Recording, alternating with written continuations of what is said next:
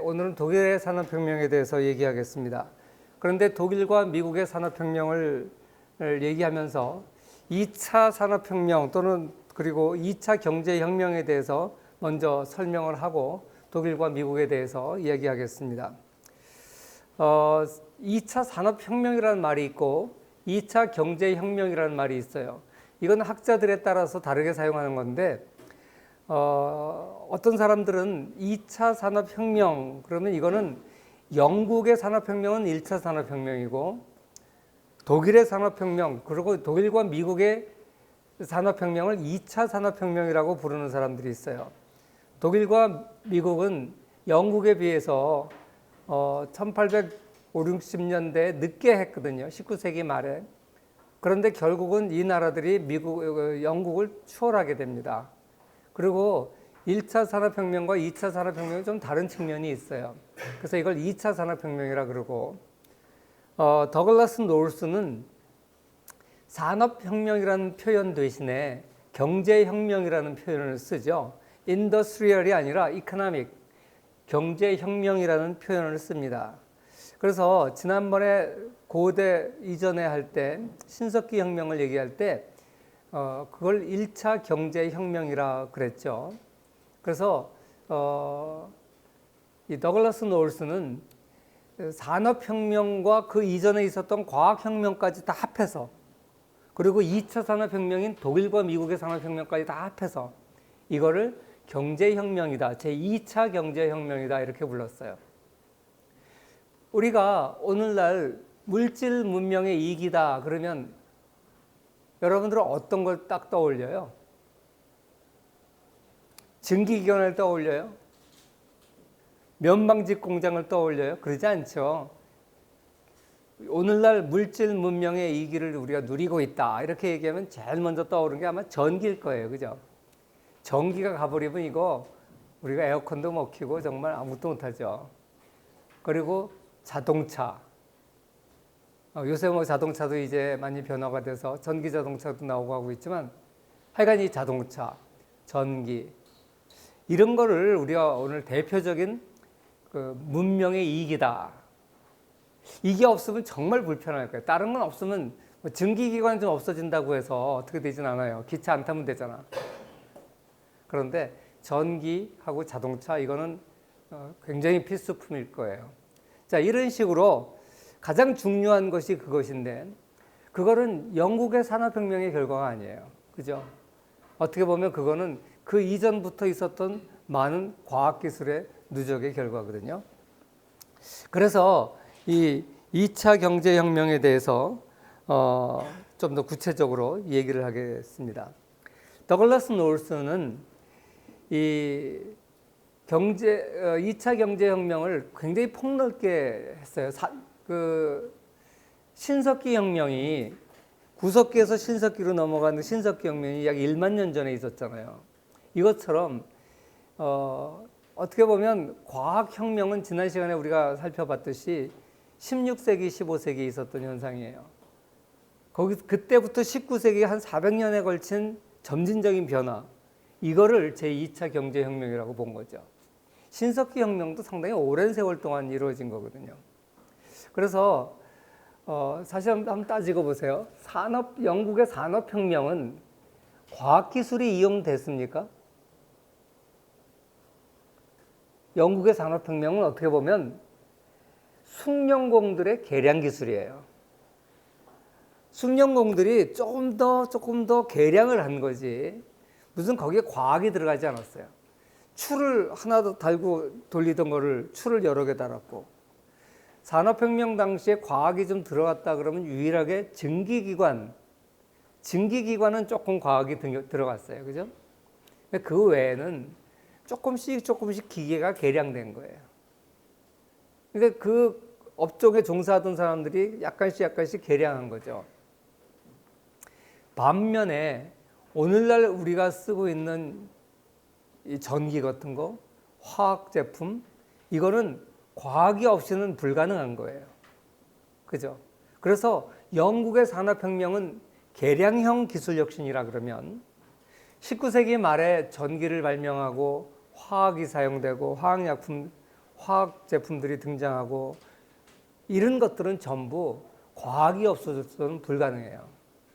그래서 더글라스 노울스는 여기에 착안을 해서 16세기에 있었던 과학혁명부터 제2차 경제혁명의 시작이다. 그래서 지난번에 우리가 했던 갈릴레오라든지 코페르니쿠스 또 뉴턴에 이르기까지 일련의 과학의 놀라운 변화. 그 이전에는 자연을 숭배의 대상이고 라고 생각했지 연구의 대상이 아니었는데 르네상스 이후에 인간을 재발견하면서 자연을 탐구의 대상으로 여기게 되고 그러면서 과학혁명이 일어난다 그랬죠. 그래서 이 과학혁명이 누적되면서 산업혁명 가져오고 그 다음에 제2차 경제혁명은 이렇게 놀라운 과학적 발견이 왔던 거예요. 그런데 중요한 것은 과학은 15세기, 16세기부터 발전이 되어 왔는데 이 과학을 산업에 응용하는 것은 상당히 늦었어요. 어떻게 하면 과학을 산업에 응용할 수 있을까요? 여러분, 러시아, 구소련이 과학은 상당히 발전되어 있었어요. 달나라도 가고 우주항공 기술도 발달하고 그때 당시 냉전체제하에서 미국을 능가하기 위해서 우주탐사 경쟁도 벌이고 핵무기도 경쟁적으로 만들고 그러면서 소련은 어마어마하게 많은 자원을 과학기술을 발전시키는 데 투자했습니다. 그 결과 소련은 굉장히 과학기술은 발전했는데 산업기술은 발달하지 않았어요. 그래서 소련의 소비재 같은 건 형편없이 낙후돼 있었어요. 결국 구소련이 해체되고 나서 소련이 그 전국에 흩어져 있는 수많은 과학기술 연구소에 연구비를 대줄 수가 없어요. 그래서 그 과학기술을 마음대로 이제 팔아먹어라. 한국 같은 나라는 과학기술은 발전되어 있지 않았는데 산업기술은 발전되어 있어요. 왜? 딱 제품을 만들 수 있는 그 기술이 없으면 사오고 개발하려고 그러면 밑에서부터 나무부터 키워야 돼. 굉장히 시간이 많이 걸려요. 그러니까 그렇게 안 하고 딱 열매를 따먹을 수 있는 그 기술을 사오든지 아니면 그 기술을 가지고 회사를 M&A 흡수해가지고 합병을 해가지고 구하든지 아니면 뭐 훔쳐오든지 사실 훔쳐온다는 것이 나쁜 거지만 상당히 많은 후발 국가들은 선진국들의 기술을 훔쳐왔습니다. 영국의 산업혁명의 기술들을 독일과 프랑스가 많이 훔쳐왔고 과거에 한국은 경제개발 초기에 뭐 돈이 있어야 사오죠. 그러니까 모방을 많이 했죠. 모방을 좀 심하게 하면 훔쳐오는 거예요. 그죠? 오늘날 중국이 미국의 기술을 훔쳐간다고 미국에서 지금 5G 기술 화웨이를 갖다가 지금 제재를 가하고 있어요. 이건 어느 나라든지 과거 산업화 과정을 보면 그런 일들이 있었습니다. 한국도 마찬가지로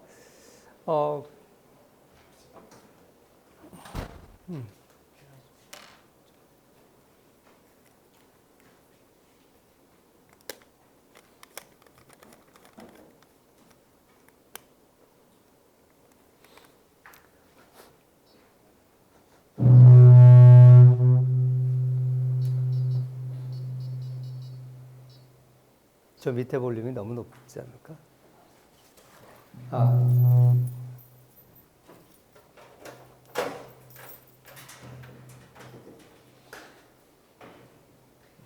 저기 베이스를 좀 낮추고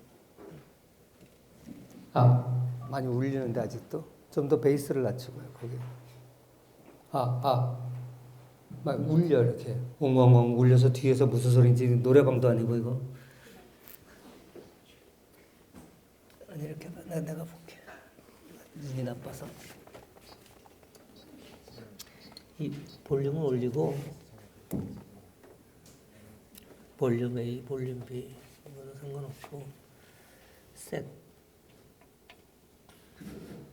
이거 셋인데 화면이 아무것도 안 나와 이게. 이게 화면이 잘 안 나온다고.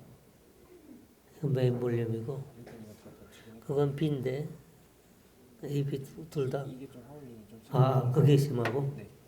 이건 괜찮고. 여러분 괜찮아요? 아직도 노래방 같지?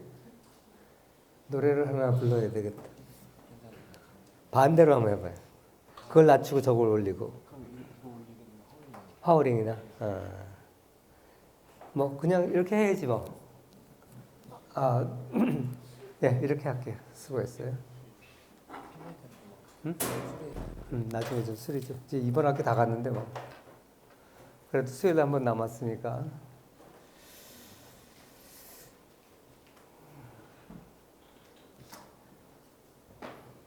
그래서 한국은 산업 기술은 발달돼 있었어요. 그런데 원천 기술 또는 기초 과학 기술은 발달돼 있지 않았죠. 반면에 소련은 기초 과학 기술은 굉장히 발달돼 있었어요. 그런데 그걸 산업으로 응용하지는 못했어요. 그래서 군사과학이라든지 뭐 첨단 제품을 만드는 거라든지 이런 건 굉장히 발전돼 있었는데 그걸 가지고 돈벌이를 못하는 거예요. 그래서 이 두 가지는 다릅니다. 그럼 왜 공산주의 국가에서 과학기술은 발달되어 있는데 그것을 산업으로 응용하지 못했을까? 그 이유는 과학과 산업 기업들이 별도로 움직이기 때문에 그래요. 그래서 소련이 이제 멸망하고 나서 그 연구소에 연구 자금을 대줄 수가 없고 그 과학자들이 먹고 살기 어려우니까 소련 연방에서 그 과학자들한테 니네들이 이제 알아서 기술을 팔아먹어라. 그러고 살아라. 이렇게 된 거예요. 그래서 많은 과학자들이 개발도상국으로 이렇게 이직을 하든지 뭐 과학기술을 팔든지 했죠. 그런데 그 소련의 과학기술을 선진국들은 별로 필요가 없었어요. 이미 과학기술이 발달되어 있는 나라들은 굳이 뭐 소련 기술을 뭐 얼마나 필요하겠어요. 자기네들이 없는 것 몇 개는 필요하겠지만 대부분 필요하지 않아요. 또 아주 낙후된 나라들도 그 발전된 소련의 과학기술 갖고 와서 어디 써먹을 데가 없어요. 근데 딱 도움이 되는 나라가 어떤 나라예요? 산업은 발달되어 있는데 과학기술은 기초과학기술은 낙후된 나라. 한국이지 뭐. 그런 한국 같은 나라들이 굉장히 이제 그때 소련의 과학자들 많이 받아들였어요. 그래서 그때 한때 한국한테 참 큰 도움이 된다. 근데 더 많이 받았어야 되는데 뭐 안 그래서 잘못했다. 이런 얘기들이 많이 나왔습니다. 이렇게 과학기술이 발달한다고 해서 저절로 그게 산업에 응용되는 건 아니에요. 어떻게 하면 응용이 되게 할까? 그것을 가능하게 해준 게 바로 특허예요, 특허. 특허 제도가 발달 안 되면 과학기술을 발전시켜 봐야 그건 연구가들의 연구, 재미로 하는 연구에 끝나요. 그런데 그거 가지고 큰 돈을 번다. 이걸 그럼 얘기가 달라지죠. 그래서 이걸 과학기술을 산업에 응용시키기 위해서 특허를 제도를 이제 시행을 하기 시작한 거죠. 이걸 잘한 나라가 독일하고 미국이에요. 그러니까 이 특허라는 것은 어떻게 보면 발명에 대한 재산권을 인정해 주는 거죠. 발명을 하기 위해서는 많은 노력과 시간과 돈이 들어갑니다. 그런데 그 발명의 결과를 누구나 복사해서 쓸 수 있다 그러면 누가 그 노력을 하겠어요? 발명이 일어나지도 않을 뿐더러 그것이 산업으로 연결되질 않아요.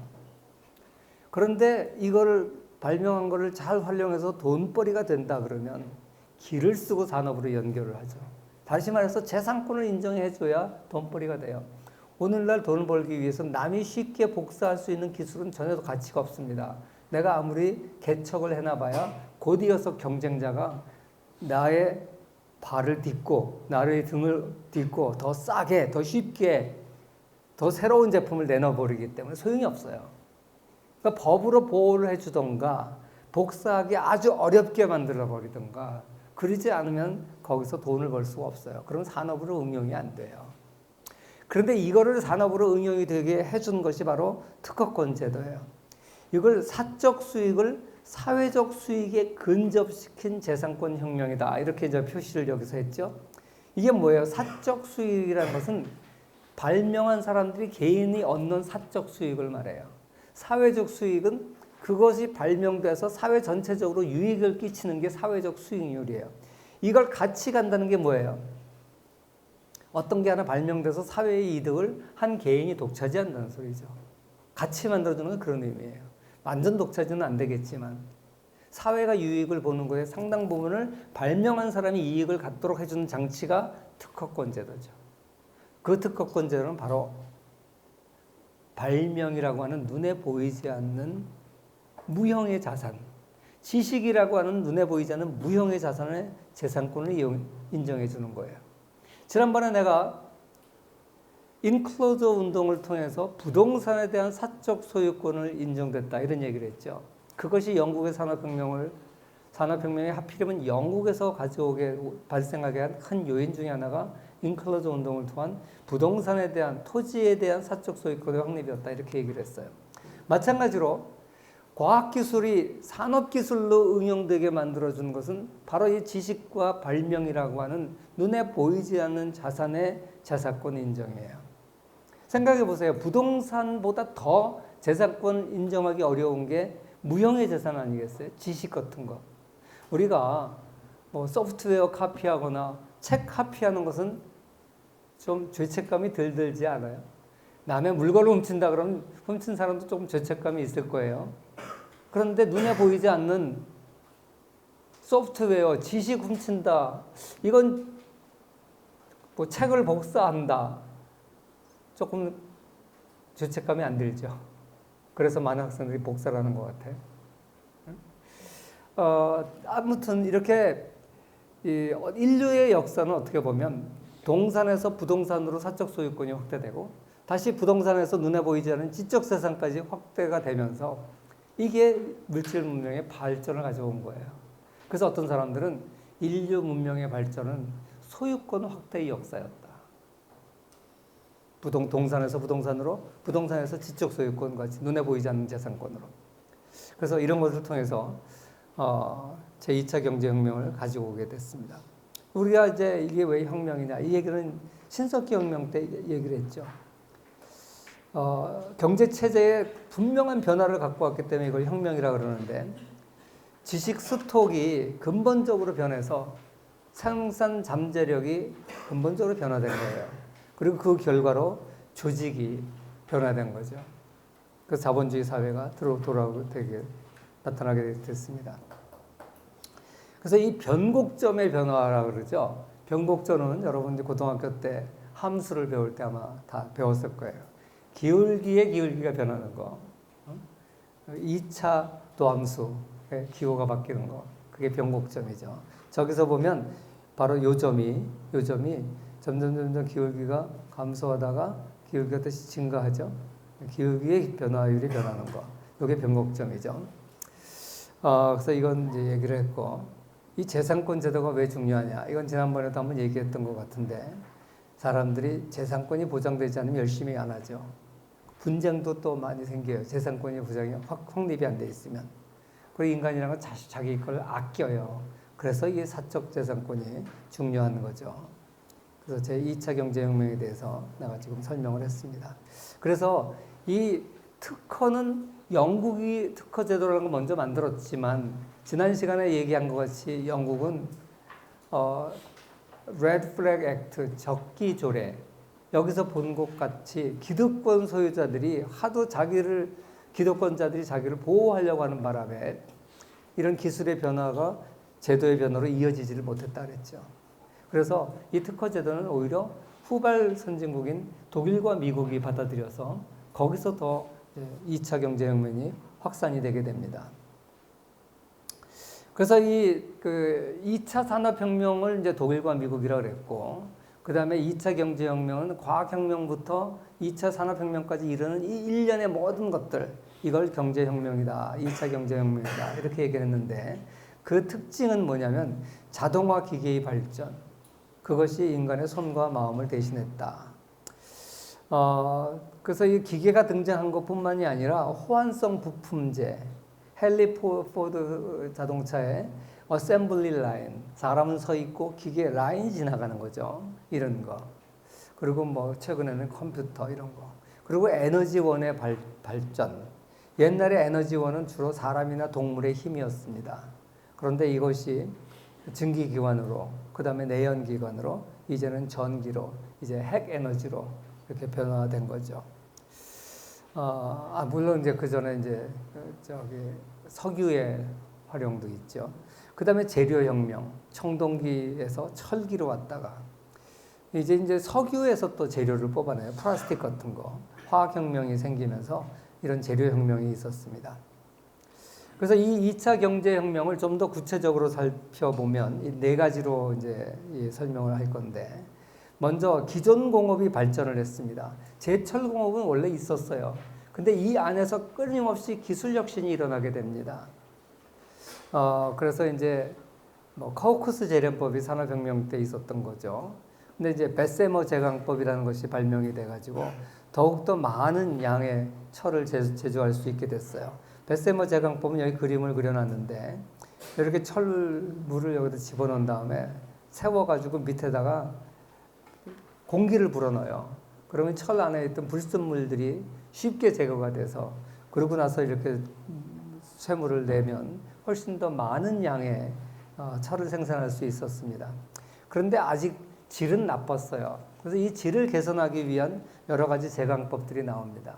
우리가 요새 포항제철 같은 데 보면 쇳물이 나와서 이렇게 평로를 쫙 따라가면서 이렇게 단련이 되죠. 그러면서 이제 불순물이 계속 빠져나가죠. 그리고 이제 염기성 제강법은 뭐냐면, 철광석 중에 염기 성분이 있는 철광석은 재련이 잘 안 됐대요. 인이 있어서 이게 그 쇠가 부서지고 제대로 재련이 안 됐대요. 근데 이것을 이제 재련하는 기술을 발명을 했는데, 특히 이 염기성 철광석을 많이 갖고 있었던 독일 같은 나라는 이 제강법이 발전되면서 굉장히 철을 생산을 많이 할 수 있게 됐어요. 나중에는 이제 전기로도 생산을 하고 이러면서 기존 공업의 대표적인 공업, 철공업 안에서도 기술 혁신이 일어났고요. 그 다음에 이제 새로운 공업들이 등장하는 거죠. 아까 얘기했던 화학공업. 특히 그 중에서도 염료, 표백, 비료, 화약 이런 것들이죠. 노벨이 화약을 발명을 해서 그게 이제 무기에 큰 변화를 가져왔죠. 그 노벨이 왜 노벨상을 만들게 됐는지 여러분 들어봤어요? 어느 날 노벨이 아침에 신문을 딱 보니까 대문짝만하게 난 게 자기가 죽었다고 신문에 난 거예요. 자기는 안 죽었는데 왜 내가 죽었어? 그랬는데 이 형이 교통사고로 죽었는데 같은 노벨이니까 이 사람인 줄 알고 신문에 대문짝 났어요.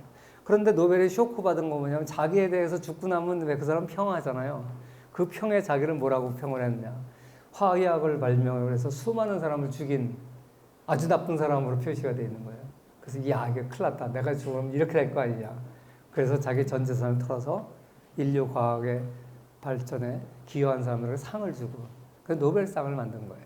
근데 기본적으로 노벨상은 이과 사람들이 받는 거예요. 과학자들이 받는 거예요.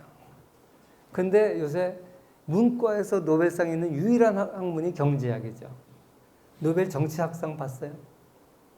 노벨 평화상은 있지. 그건 나중에 이제 평화를 위해서 기여한 사람들에게 준 건 생긴 거고, 문과에서는 경제학밖에 없어요. 왜? 경제학만이 과학이다. 노벨 경영학상 봤어요? 다른 학문은 학문이 아닌 것이요 라고 말하면 안 되겠지. 아무튼 노벨상은 과학에만 주는 겁니다.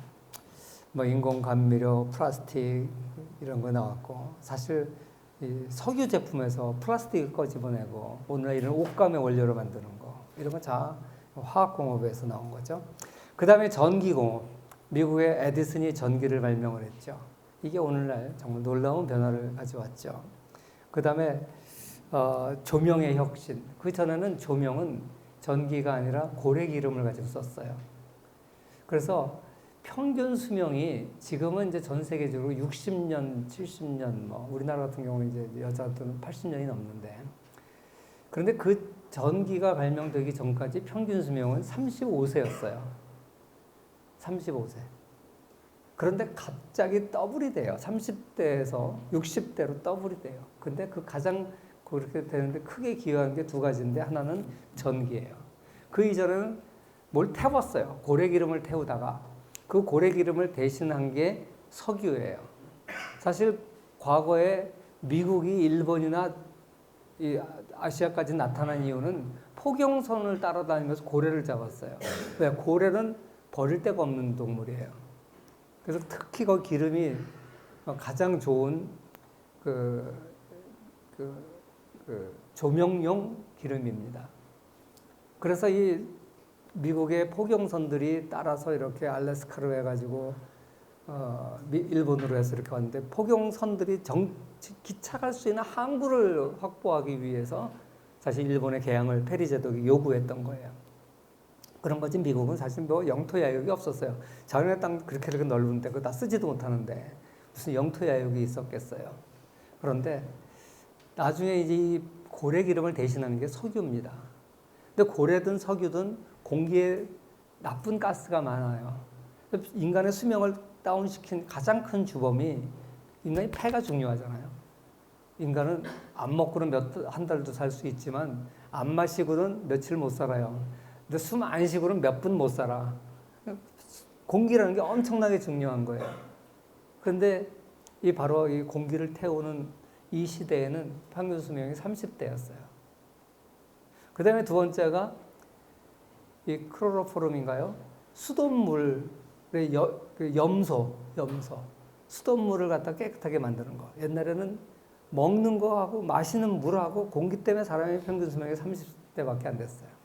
그런데 수돗물이 깨끗해져서 그리고 공기가 깨끗해져서 전기를 쓰니까 더 이상 태울 필요가 없잖아요. 그래서 상당히 인간의 수명이 갑자기 2배가 됩니다. 그러니까 요새도 이제 집 안에서 태우는 거 좋아하는 사람들이 있어요. 태우지 마세요. 뭐 폼으로 이렇게 집안에 촛불을 많이 켜놓는데 음식을 하다 보면 이제 이렇게 냄새가 나죠. 그 냄새를 없애려고 이제 촛불을 따로 켜는데 그게 잠시는 뭐 차라리 빼내서 냄새를 빼는 게 낫지 태우지 마세요. 굉장히 몸에 해롭다 그래요. 자, 아무튼 근데 이 전기가 등장하니까 이제 태울 필요가 없게 되고 그래서 오래 살고 전기가 뭐 얼마나 중요한지는 더 이상 얘기할 필요도 없겠죠. 그 다음에 이제 전신, 전화, 라디오, 타자기 이런 것의 발명 이것들이 다 신공업이죠. 지금 우리가 뭐 새로운 공업들이 많이 일어나고 있다 그러는데 19세기 말에 이러한 신공업에 비하면 오히려 지금은 별거 아니다. 이렇게 평가할 정도로 어마어마하게 많은 신공업들이 일어나게 됩니다. 여러분 보시다시피 이런 신공업은요. 과거의 영국 산업혁명 때 거하고 비교가 안 돼. 이건 과학기술이 없이는 하나도 이루어질 수 없는 거예요. 생각해보세요. 전신. 아니 태평양 건너 사람하고 어떻게 전화를 하냐고. 그건 지금 인터넷도 참 놀랍지만 전화가 처음에 등장했을 때 그 놀라움은 인터넷 비교가 안 될 정도예요. 그래서 이러한 것들이 발명이 뭐 라디오 같은 거 있잖아요. 저쪽에서 방송하는데 전국이 다 들려. 거의 진짜 혁신적인 거예요. 그때 당시에 사람들의 세계관에서는 상상하지 못하는 일들이죠. 이런 일들이 발생했습니다.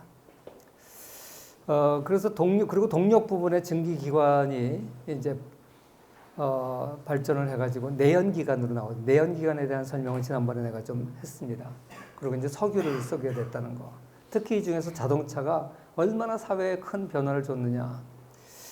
이걸 조금만 얘기하면 사실 자동차를 처음 발명한 사람은 헨리 포드가 아니에요. 그런데 자동차를 확산시킨 게 포드, 헨리 포드죠. 헨리 포드는 꿈을 가졌다 그래요. 무슨 꿈을 가졌냐. 각 가정이 자동차를 한 대씩 갖는 거. 그래서 그때 당시 사람들은 말도 안 된다 그랬어요. 마차를 한 대씩 말을 타고 다니듯이 모든 집에 자동차를 한 대씩 보급하겠다. 그러니까 T형 자동차라는 것을 싸게 만들었는데 그게 컨베이어 벨트 방식을 통해 가지고 자동차를 싸게 만들었죠. 그래서 오늘날 포드사의 원천이 됐습니다. 처음에 자동차는 이런 형태였죠. 그래서 이 자동차 산업이 1905년에 공장이 120개 정도 됐었는데 1923년 불과 20년이 안 돼서 이것이 2,500개 정도로 늘어났고 미국에서 가장 큰 산업이 됐습니다. 그래서 이 자동차라는 것은요 모든 산업의 총화예요. 우리가 보다시피 자동차 유리 산업, 타이어, 고무 산업. 타이어라는 게 너무 딱딱하면 반동을 흡수를 못해서 안 돼요. 또 너무 부드러우면 브레이크 한번 잡으면 다 닳아버려. 그건 안 돼. 그러니까 딱딱한데 안 닳는데 충격은 흡수해야 돼. 이거 하이텍이에요. 굉장히 하이텍이에요. 고무라는 게. 일반 센 고무는 그렇게 못해요. 그래서 이 고무 산업을 발전시켜. 유리도 그렇잖아요.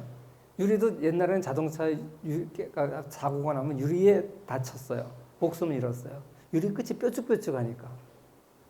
그래서 내가 어렸을 때만 해도 버스 같은데 맨 뒤에 앉지 말라 그랬어요. 왜? 맨 뒤에 앉아있다 뒤에서 받치면 유리가 목 위로 다 타르면 이거 흉기야. 그래서 사람들이 죽어요. 근데 요새 유리는 어때요? 탁 부딪혀서 깨지면 구슬처럼 동글동글해져. 그래서 목으로 쑥 들어가도 훌훌 털어버리면 피 한 방울 안 나. 그게 이제 화학적으로 유리의 그 입자를 바꿔가지고 충격을 오더라도 유리가 동그랗게 깨지도록.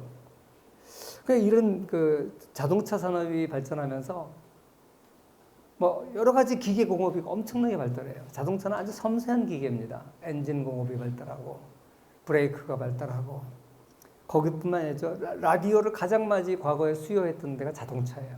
요새는 자동차 타고 다니면서 라디오 듣는 사람 별로 없어요. 옛날에는 또 테이프 리코더.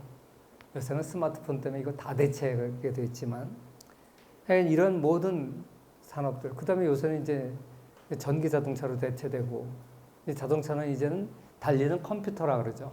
또는 달리는 오피스.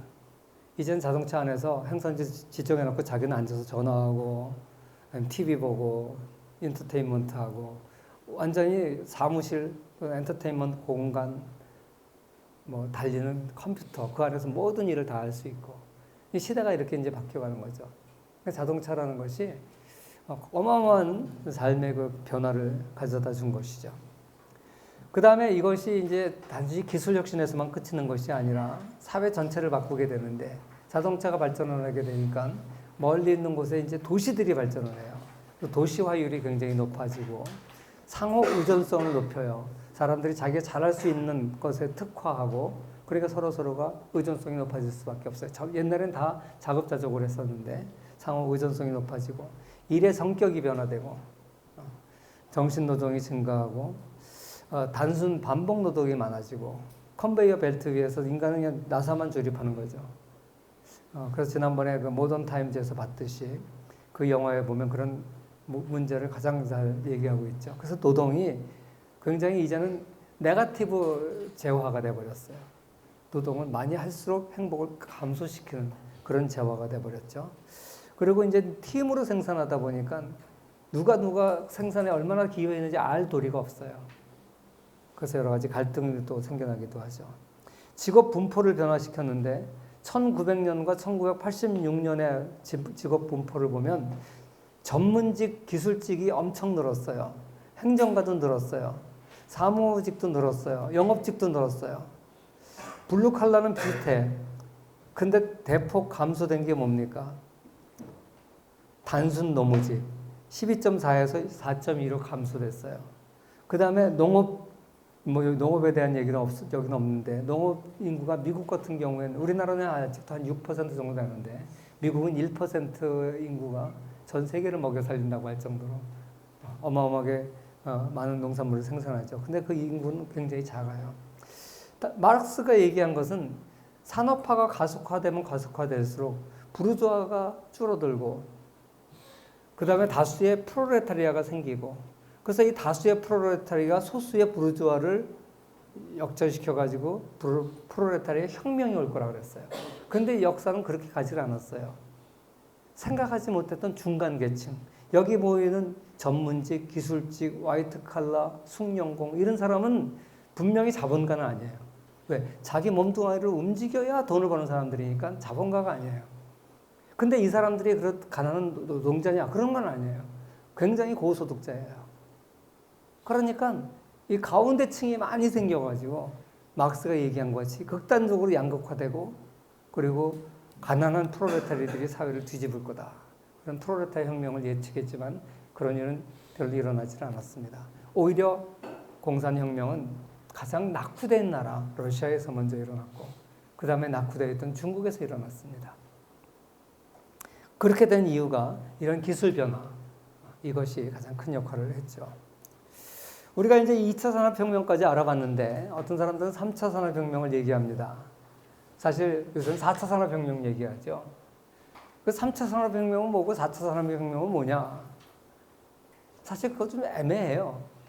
요새 우리는 뭐 몇 차 붙이는 거 되게 좋아하는데 맨 처음에 이제 3차 산업혁명 이전엔 The Third Wave라고 해가지고 알빈 토플러가 제3의 물결이라는 책을 써서 아주 히트를 쳤어요. 1980년대니까 내가 이제 대학을 이제 졸업하고 나서 제3의 물결이 아주 유행을 했었습니다. 그때는 제3의 물결을 주로 정보혁명을 두고 얘기했어요.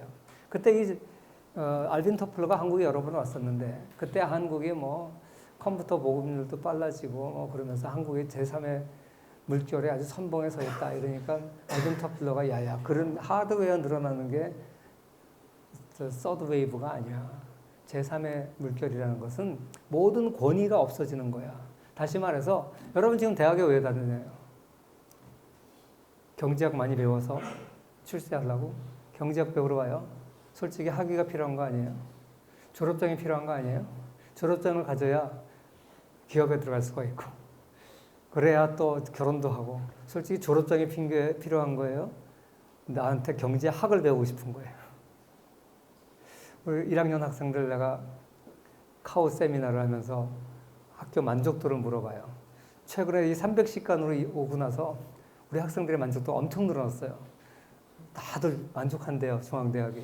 왜 만족하니? 건물이 좋아요. 강의는 나쁘고 희죽 웃어요. 이게 비극이지 비극. 교수님 강의가 좋아요 그래야 되는데 건물이 좋대. 사실 솔직히 말해서 오늘날 우리는 왜 석사학위가 필요하고 박사학위가 필요합니까? 그 지식도 물론 필요할지 몰라도 어떻게 보면 그 학위가 가져다주는 권위 그게 필요한 거 아닐까요? 의사도 마찬가지죠. 의대도 마찬가지예요. 의사 자격증이 필요한 거예요. 의사 자격증은 살인 면허입니다. 의사가 사람 죽이면 감옥 안 가요. 그죠? 그래서 살인 면허라 그래.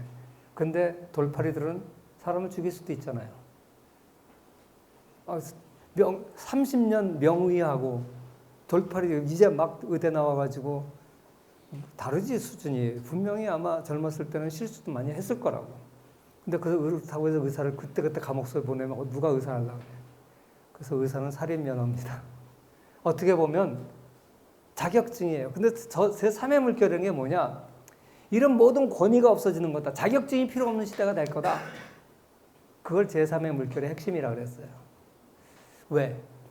이제는 정보가 너무나 많아서 어느 학교 졸업장이 필요 없고 저 사람의 실력이 중요한 시대가 될 거다. 그래서 더 이상의 사람은 대학도 안 갈 것이고 모든 자격증이 필요 없는 시대가 될 것이다. 그 정보혁명을 제3의 물결이라고 했어요. 지금 생각해보면 아직 멀었는 것 같아요. 아직도 몇십 년, 최소한 몇십 년은 학위가 중요할 것 같아요. 대학 왜 들어와요? 졸업장 때문에. 이게 완전히 없어질 거라 그랬거든요. 근데 아직 요원해. 그래서 이 제3의 물결이 뭔지 아직도 참 애매합니다. 근데 사실 제3차 산업혁명이라는 말은 제러미 리프킨이 노동의 종말이라는 책을 써서 유명해진 사람인데 2011년에 제3차 산업혁명이라는 단어를 썼어요. 책 제목이 그래요. 그러면서 2차 산업혁명은 화석 에너지, 즉 석유 같은 거에서 생긴 거지만 3차 산업혁명은 완전히 다른 거다. 원자력이라든지 3차 산업혁명을 규정을 했습니다. 그런데 이 말이 유행하고 5년 딱 지나고 나서 다보스 포럼에서 클라우스 슈밥이 4차 산업혁명이라는 책을 쓰고 이 4차 산업혁명을 얘기했어요. 그래서 3차 산업혁명이라는 단어는 불과 몇 년 안 가서 그냥 없어져 버리고 4차 산업혁명이라는 단어가 유행을 해버렸어요. 그러니까 제일 억울한 사람이 누구예요? 리프킨이지. 이건 뭐야? 내가 기껏 말을 만들어 놨는데 5년밖에 안 됐는데 4차 산업혁명이 유행하다니. 그러면서 이 사람이 핏대가 나서 야, 슈밥이 얘기하는 4차 산업혁명 그거 다 내가 3차 산업혁명 때 얘기한 거야. 이제 이렇게 얘기를 해요. 그런데 아직도 세상 사람들은 다 4차 산업혁명이라는 말을 즐겼어요. 누군가가 먼저 딱 치고 나서 5차 산업혁명이 얘기하면 이제 어떻게 될지 모르겠어. 그런데 흔히들 어떻게 이해를 하냐면 3차 산업혁명 그러면 컴퓨터, 인터넷, 반도체 이것까지를 3차 산업혁명이라고 얘기하는 것 같아요. 사실 3차 산업혁명까지는 한국이 선두국가예요. 일본, 독일, 한국, 미국. 선두국가였어요. 한국이 거기 들어갔어요. 근데 4차 산업혁명은 뭘 얘기하냐, 지금. IoT, 사물 인터넷, 모든 물건에다가 이제 반도체를 불려서 정보를 얻어내요. 그 정보를 분석하는 AI. 그리고 이제 이것을 확산하게 만드는 거. 뭐 자동차. 그래서 요새는 4차 산업혁명 그러면 이 생명공학, AI, IoT, 뭐 3D 프린터 이런 거를 이제 4차 산업혁명이라고 그러죠. 근데 여기에는 한국이 지금 랭킹이 세계에서 20몇이야. 왜 3차 산업혁명에는 4차 산업, 3차 산업 주도국가에 한국이 포함됐었는데 왜? 지금 반도체 보세요. 들어갈 만 하잖아요, 한국이. 그런데 왜 4차 산업혁명은 이렇게 낙후됐을까? 이 규제 때문에 그래요. 우리는 지금 정보를 쓸 수가 없어. 개인정보보호 때문에. 미국 같은 데서도 이름만 지우면 다 쓸 수 있는 정보를 한국 못 써요. 세금을 얼마나 냈는지. 너무 이런 걸 이제 규제를 많이 하다 보니까. 그래서 4차 산업혁명은 지금 한국이 굉장히 낙후된 것으로 나타나고 있습니다. 아무튼 오늘날 이렇게 3차, 4차 이렇게 얘기하는데 지금 오늘은 2차 산업혁명에 대해서 설명을 했습니다. 2차 산업혁명 또는 2차 경제혁명에 대해서 설명을 했어요. 이제 독일과 미국을 얘기하겠는데 자, 독일은 우리가 알다시피 산업혁명 초기까지만 해도 유럽에서 가장 낙후된 지역이었어요. 왜 독일이 낙후되느냐? 우선 독일은 산악지대가 많아요. 독일의 북쪽에 가면 네덜란드랑 접경 지역에 그쪽으로 가면 평야가 좀 많아요. 그런데 우리는 북쪽에 산이 많고 남쪽에 평야가 많은데 독일은 반대입니다. 북해 쪽으로 연결되어 있기 때문에 남쪽은 알프스 산이 많고 북쪽으로 가면 평야가 많아요. 그런데 이 독일의 산업화를 가장 가로막고 있었던 건 뭐냐면 분열이 돼 있었기 때문에 그래요. 그래서 루터가 종교개혁할 때 독일의 제후들이 도와줬던 이유가 분열도 있었기 때문에 로마 교황청의 11조를 제일 많이 뜯기고 있었거든요. 그래서 이제 루터의 종교개혁이 독일 사람이었기 때문에 독일 제후의 보호를 받아서 성공한 건데 이렇게 분열되어 있었던 나라인데 프랑스에서 대혁명이 일어나고 그리고 나폴레옹이 집권하고 나서 나폴레옹은 그 계몽주의 사상을 전 유럽에 펴고 왕정을 없애기 위해서 자유주의 사상을 전 유럽에 펼쳤습니다.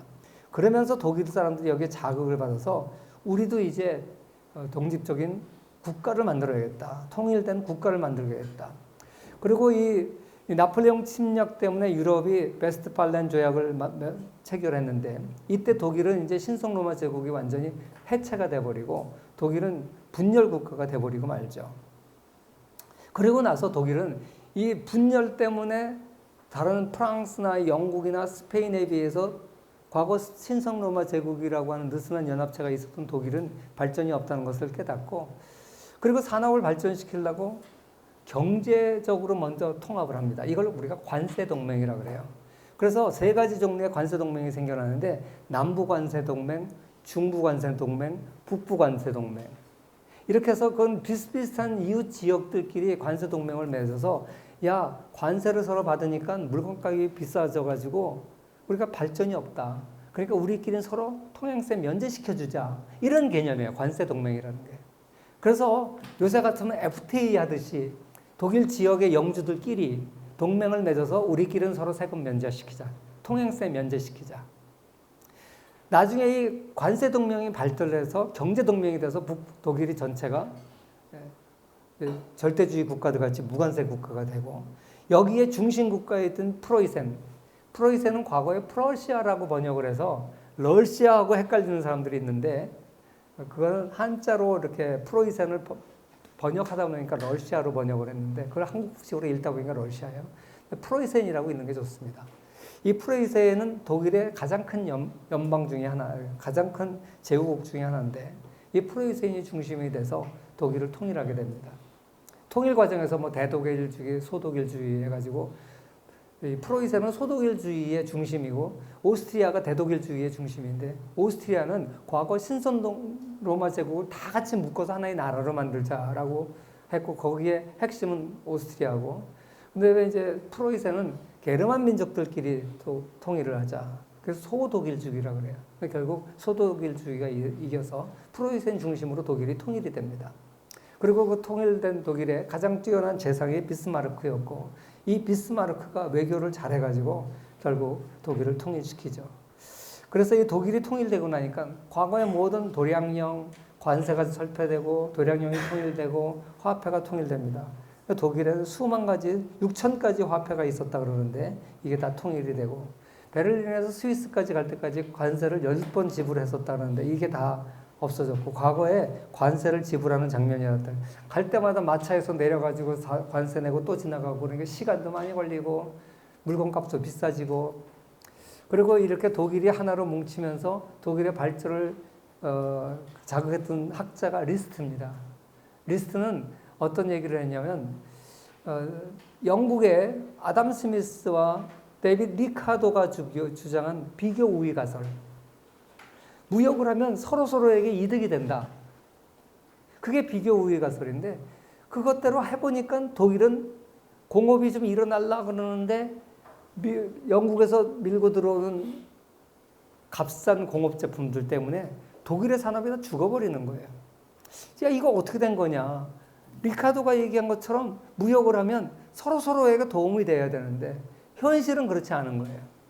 사실 우리나라도 과거에 자동차 산업이 발전하기 전에 일본식 자동차를 무조건 다 관세 없이 수입을 했다면 어떻게 됐겠어요? 한국에서 현대나 대우나 이런 자동차 회사들이 성장할 수 있었을까? 힘들었을 거예요. 마찬가지로 독일이 겪었던 게 그런 거예요. 영국에서 면방지 기계들 막 도입해가지고 공장을 해서 생산을 하는데 영국에서 생산된 것보다 더 품질이 안 좋아. 값도 비싸. 영국에 더 싸. 좋아. 그러니까 다 영국 거만 팔리는 거예요. 그래서 이걸 어떻게 해결을 해야 되냐 고민하고 있을 때 이 리스트가 무슨 얘기를 했냐면 우리 권투에서 체급이 있잖아요. 체급. 몸무게가 가벼운 사람들은 반탄급은 반탄급끼리 권투를 하게 해야지. 반탄급하고 헤비급하고 하면 공정한 경쟁이 안 돼. 거긴 원작 펀치가 세서 한 방 빵 때리면 수백 방 맞아도 끝도 없어. 한 방 딱 되면 끝나. 그러니까 이 권투에서 체급별로 시합을 하듯이 자유무역도 체급별로 해야 된다. 경제발전 단계에 따라서 경제발전 단계가 농업 단계, 그 농업과 공업이 같이 병행하는 농공 단계, 그 농업과 공업과 서비스업까지 공존한 농공 상단계, 그 다음에 고도대중 소비 단계, 다양한 단계가 있는데 같은 단계에서는 자유무역해도 된다. 근데 서로 단계가 다른 나라끼리 자유무역을 하게 되면 낮은 단계에 있는 나라가 피해가 볼 수밖에 없다. 이 주장을 하게 된 거예요. 그러니까 독일 사람들이 이제 영국을 대상으로 해서 자유무역을 거부할 수 있는 학문적 기초가 생긴 거죠. 그래서 이걸 빌미로 해서 독일은 보호무역으로 가게 됩니다. 그래서 독일이 발전을 해요. 그래서 독일에서는 독일의 국민경제학이라고 그래요. 이걸 국민경제학. 독일의 국민경제적 필요성에 의해서 나온 이론이죠. 그 이론이 맞는지 틀린지를 검증을 이론적으로는 안 돼요. 안 돼. 그런데 실질적으로 역사적으로 해보니까 보호가 했더니 독일 사람이 발전하더라. 사실 오늘날 WTO 또 WTO의 전신인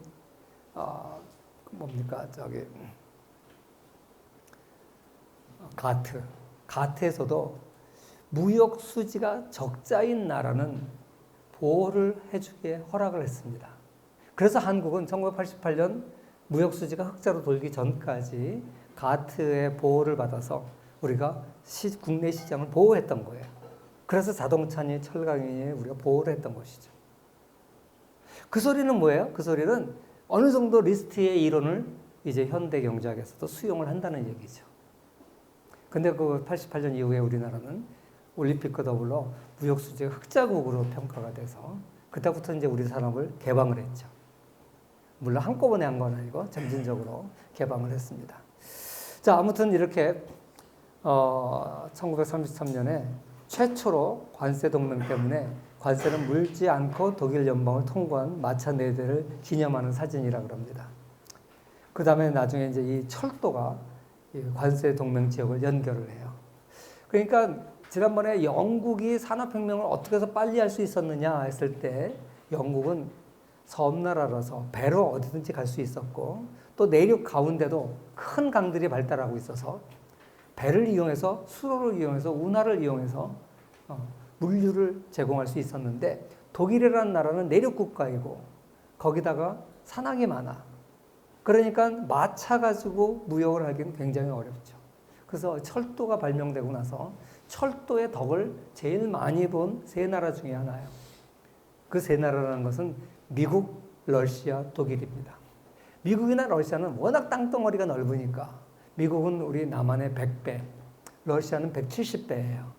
이렇게 넓은 땅덩어리를 연결하기 위해서 마차만 가지고는 힘들죠. 기차가 발전해서 서로 떨어져 있는 지역들이 서로 연결됨으로써 서로 생산비가 싼 지역과 끼리 연결돼서 굉장히 시너지가 발생하는, 그래서 미국과 러시아가 철도의 덕을 많이 본 나라인데 독일은 넓은 것보다 산악지대가 많기 때문에 마차나 수로를 이용할 수 없는 지형이기 때문에 철도가 도움을 준 거죠. 스위스나 독일에 가보면 산악철도들이 있어요.